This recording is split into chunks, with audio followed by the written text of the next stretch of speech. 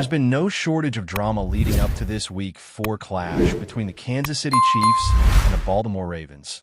But the real headline right now isn't about matchups or stats. It's about what Andy Reid said. And let's be honest, Andy Reid is not the kind of guy who throws around careless praise. So when he goes out his way to compliment the Ravens defense and their coordinator Zach, or eyebrows go up, especially when the numbers tell a very, very different story. Let's rewind for a second. Reid was asked about Baltimore's defense, and in classic coach fashion, he gave what at first sounded like a standard respectful nod to the opponent. Or is a good one, he said. He brings guys from all over when needed. At the same time, they play good, sound defense. They've got good players. He does a nice job with that defense. Now, in a vacuum, nothing shocking about that. It's polite. It's measured. It's what you'd expect from a coach who's done this 1,000 times before. But here's the thing. When you add context, those comments get a lot more interesting. Because this Baltimore defense, it's been a mess through 3 weeks. A flat-out disaster by multiple metrics. And Ravens fans know it. That's why so many of them were quick to raise the red flag when Reid started praising the unit. It felt less like genuine analysis and more like psychological warfare. Like a chef complimenting the oven temperature right before he torches the steak. Let's talk numbers. The Ravens are near the bottom of the league in almost every defensive category that matters. Third down defense? They rank 24th in the NFL in conversion percentage. In the red zone, they're giving up touchdowns at an alarming rate, 78.6% of the time. That puts them 28th in the league. And pressure? Virtually non-existent. They're 30th in pressure rate and tied for 30th in sacks. It's not just that they're not getting home on the quarterback. They're barely knocking on the door. Points allowed? They're ranked 31st, second worst in the entire NFL. Passing yards allowed? 31st again. Total yards given up? Dead last, 32nd. First down surrendered? 30th. Rushing touchdowns allowed? Again, last in the league. There's no way to sugarcoat this. The Ravens' defense right now is broken. So when Andy Reid starts handing out compliments like he's been watching the 2000 Ravens defense, people are going to take notice. And it's not just the numbers, it's what we're seeing on film. This defense is missing tackles, blowing assignments, losing physical battles up front. They're not disguising coverage as well. They're not getting off the field in big moments. And even though Zach showed promise last season, especially late in the year, there's no denying that so far in 2025, this unit has taken a massive step backwards. So when Reid says they're playing good, sound defense, it sounds strategic, almost sarcastic. Maybe it's just gamesmanship. Maybe he's trying to lull them into a false sense of security. Maybe he's playing chess while everyone else is playing checkers. But Ravens fans aren't fooled. They see what's happening on the field every Sunday. They know this defense has been barbecue chicken, soft, easy to break down, and cooked by every competent offense they've faced. And now they've got a massive test in Week 4, going up against a Kansas City team that, despite its own early season issues, is still led by the most dangerous quarterback in the league. And if things weren't already bad enough for the Ravens defensively, now they're facing a brutal injury crisis. John Harbaugh delivered a bleak update on one of their most important defenders, Nnamdi Matabike, who's dealing with a neck injury that already ruled him out for this week's game. Harbaugh admitted he was concerned, but didn't have the green light to go into detail. That's never a good sign. When a coach can't talk about a player's condition, especially when it's a neck issue, it raises real alarm bells. This isn't just a football problem. It could be a long-term health issue. And Matabike isn't the only one. Travis Jones and Broderick Washington also missed practice, meaning the Ravens are now down their entire starting defensive line. The only healthy bodies left in the room are veteran John Jenkins and rookie Anyas Peebles. That's it. Everyone else is either on the injury report or being pulled off the practice squad just to fill out the depth chart. It's desperation mode. And when you're going into a game against Patrick Mahomes with a patchwork D-line made of practice, squad signees, and rookies, that's a recipe for disaster. Baltimore's defensive issues don't end with the trenches. Ronnie Stanley's not practicing. Patrick Ricard hasn't played yet this season. Kyle Van Noy is dealing with a hamstring. It's not just injuries. It's injuries at key positions to guys who are supposed to be tone setters. The result?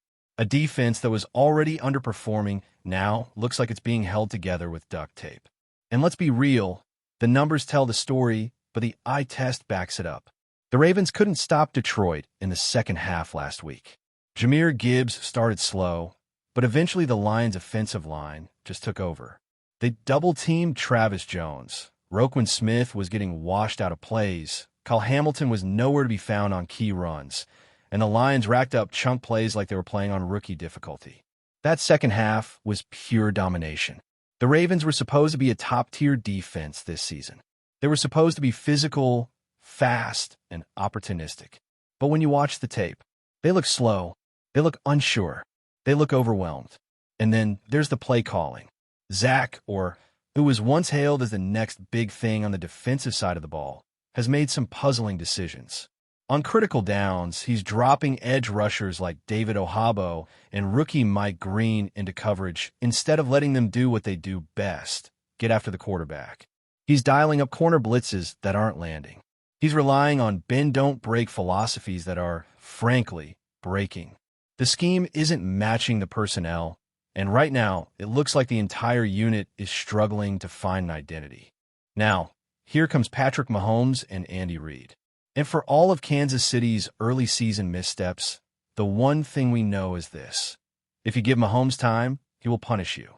If you blitz him and don't get home, he will kill you with quick throws. If you sit back in coverage and don't create pressure, he will pick you apart piece by piece.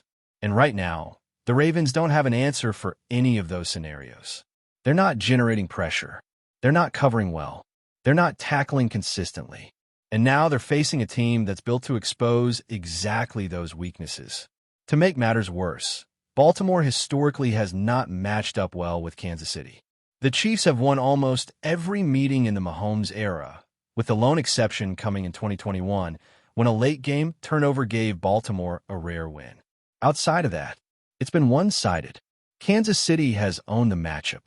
So what exactly is Andy Reid doing with these comments? Is he trolling? Is he trying to lull the Ravens into false confidence? Is he genuinely trying to avoid giving bulletin board material? Or is he just paying respect to a coaching staff and players he knows are trying to fight their way through a brutal start? But make no mistake, this is a pivotal moment for the Ravens. Week 4 isn't just another game on the schedule. It's a litmus test. It's a chance to prove that they're not the broken unit the numbers say they are. It's a chance for Zach to show that he can adapt and adjust. That he can get creative even without his top dogs on the defensive line. That he can out-scheme one of the most innovative play callers in the game. But it's also a chance for Andy Reid and Patrick Mahomes to make a statement. To remind everyone who runs the AFC. And right now, if you look at the tape, look at the stats, and look at the injury report, the Ravens look like a team that's not ready for that kind of showdown. If the first part of the story is about Andy Reid's curious praise and the Ravens' glaring defensive issues, then the second part is about the brutal reality that Baltimore faces on Sunday and how this matchup could turn into a referendum, not just on the defense, but on the entire structure of this team. Because it's not just about who wins or loses. It's about whether this team is built to compete with the elite or if the cracks are wider than anyone wants to admit. Let's start with what's really happening up front. Baltimore's defensive line is in total crisis mode. Not figuratively, literally. 3 starters out. No Matt Bike, no Travis Jones, no Broderick Washington. That's not just depth being tested. That's the core of your front 7 being ripped out. And without those guys eating up blocks and controlling the line of scrimmage, the second level gets exposed. Roquan Smith and Patrick Queen, who thrive when they're kept clean, suddenly have offensive linemen in their faces. Kyle Hamilton, who's supposed to be an enforcer in the box, is now getting swallowed by tight ends and fullbacks. The domino effect is real, and it's ugly. You know what happens when you can't generate pressure and you can't stop the run? You lose. That's what happens. Especially when you're going up against Patrick Mahomes, Travis Kelce, and one of the smartest offensive play callers the NFL has ever seen. And this isn't the same Chiefs offense as 2 years ago. It's more balanced now. They're not just airing it out for 70-yard bombs every other drive. They're willing to grind. They're willing to pound the ball with Isaiah Pacheco. They're willing to lean on motion, screens, and pre-snap looks that confuse defenses and stretch them thin. And that's exactly where Baltimore is weakest right now. They're not communicating well. They're not reacting fast enough. They're getting beat in the flats, beat over the middle, beat in the red zone. The lack of cohesion is obvious, and you don't need to be an expert in X's and O's to see it. And when you pair that with a total lack of pass rush, it becomes a nightmare. Zach has tried different things. He's rotated in rookies, moved veterans around, dialed up some blitzes. But nothing is sticking, because without the core guys in the trenches, the rest of the scheme falls apart. It's like trying to build a house without a foundation. It doesn't matter how good your roof is. If the base is weak, everything else is going to crumble. And that's exactly what we've seen. Now here's the bigger problem. There's no help coming. This isn't a case of just hang on until the bye week. There's no cavalry. The Ravens are pulling guys off the practice squad and hoping for a miracle. Guys like Taven Bryan and Josh Tupou have been signed, but this isn't 2018. These aren't game wreckers. These are placeholders, stopgaps. They're just hoping to keep the dam from bursting for 60 minutes. And even if somehow the defensive front holds up, there's another massive problem. The back end isn't holding either. Marlon Humphrey is clearly not the same player he used to be. Whether it's rust, injury recovery, or just age catching up, he's getting beat in ways we're not used to seeing. He's missing tackles. He's losing leverage. He's not shutting down top receivers the way he once did. And if the Ravens can't get pressure, their corners are being asked to cover for 4, 5, 6 seconds. That's a losing formula against any quarterback, let alone Patrick Mahomes. The tackling has been soft. The angles have been poor. The defense as a whole looks hesitant, like a unit second-guessing itself on every play. And now, with the injuries piling up, the mental mistakes are being magnified. You miss one assignment against the Chiefs?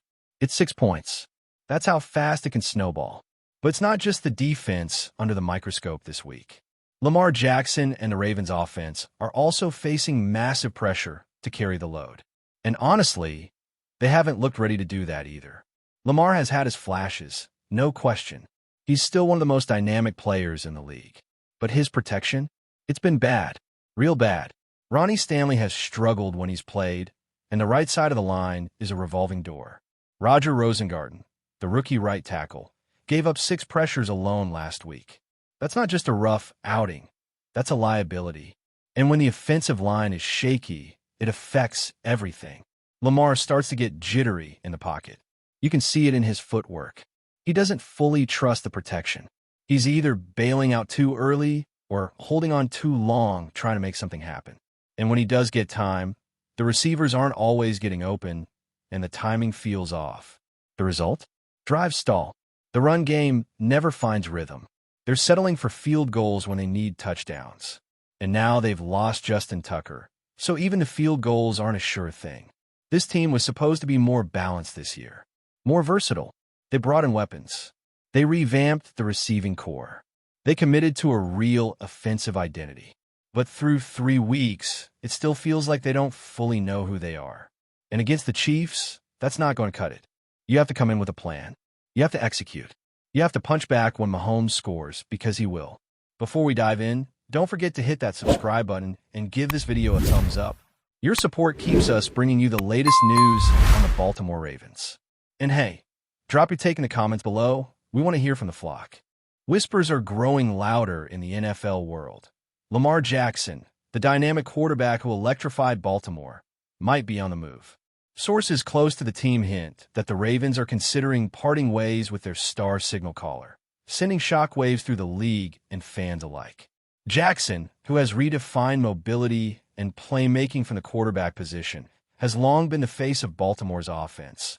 But murmurs of tension over contract negotiations and the team's direction have sparked speculation about an inevitable split. Industry insiders suggest that the decision isn't purely financial. While Lamar's contract talks have always been front-page fodder, there's a sense that both sides are reevaluating their futures. Could it be a philosophical clash between Lamar's vision for his play style and the Ravens' offensive schemes? Or perhaps a larger organizational shift is on the horizon? The timing is curious, given the team's recent playoff struggles, which many attribute to inconsistency at critical moments. Ironically, moments Jackson often carried on his back with breathtaking runs and daring throws. League executives are reportedly already circling, imagining the seismic impact a Lamar Jackson trade could have. Teams craving a dual-threat quarterback, the kind who can escape pressure, extend plays, and deliver game-changing moments, may see Baltimore's potential decision as a golden opportunity. Rumors of potential landing spots have begun to circulate, though nothing is confirmed, and agents are said to be quietly assessing the market. Meanwhile, fans are left in a frenzy, debating whether this would be the end of an era. Social media is ablaze with speculation. Could Lamar thrive elsewhere, or is Baltimore the only stage where his brand of quarterback wizardry truly shines? For now, the Ravens remain tight-lipped, fueling the fire of rumor even further. One thing is certain. If Jackson does depart, the NFL landscape as we know it could shift dramatically, and the chatter is only going to get louder in the coming weeks. Lamar Jackson leaving Baltimore isn't just a story. It's the start of a saga, one that could reshape rivalries, franchises, and the very definition of a quarterback in today's game. The league waits, breath held, as whispers threaten to turn into headlines. That's it for this update. If you enjoyed the video and want to stay in the loop with exclusive news on our Baltimore Ravens, make sure to subscribe and hit that like button. We'd love to hear what the flock thinks. Drop your thoughts in the comments. See you in the next one.